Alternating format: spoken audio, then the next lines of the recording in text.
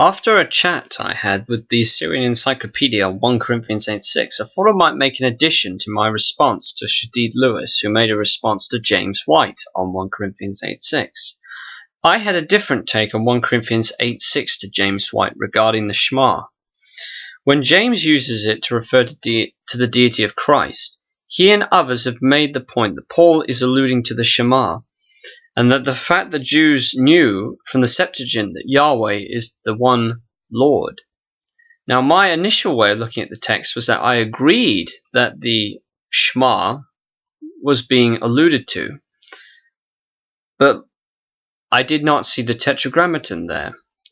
But I knew for certain that Jesus was called Lord in supreme sense, the same sense that Yahweh is called God, but not in an ordinary sense. So my understanding was not so much that the Tetragrammaton was there, but the Shema certainly. That was the initial reading.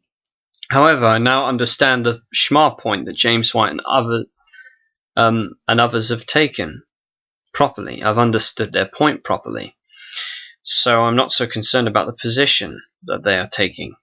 There are videos that James White has done addressing Anthony Buzzard on this particular issue, especially most recently on the dividing line, which can be found on Dr. Oakley's account.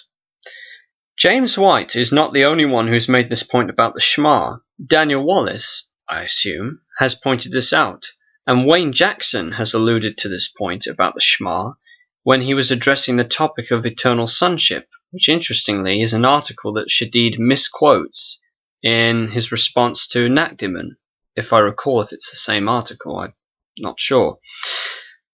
So James was simply pointing out that Kurios, or Lord, is used of Yahweh in the Old Testament. He is referring to the Tetragrammaton.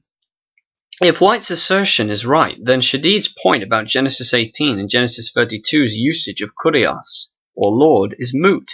The use of Kurios depends on the context, such as an ordinary Lord or Yahweh himself, the latter being James's whole point. Feel free to watch White's response to Buzzard, where he articulates his point much better than I. And even if the conclusion that James has made and others have made about the Tetragrammaton, even if their point was incorrect, they're still correct about the Shema, and you still have Jesus being called Lord in the sense that God is called Lord, and not merely in an ordinary sense.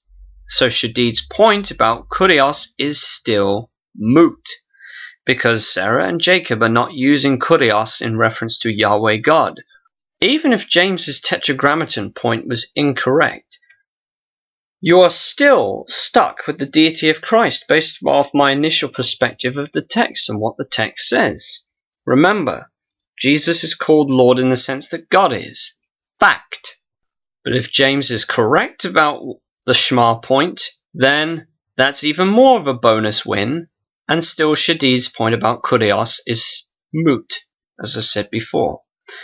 Now I hope this video helps, and I thank you for watching.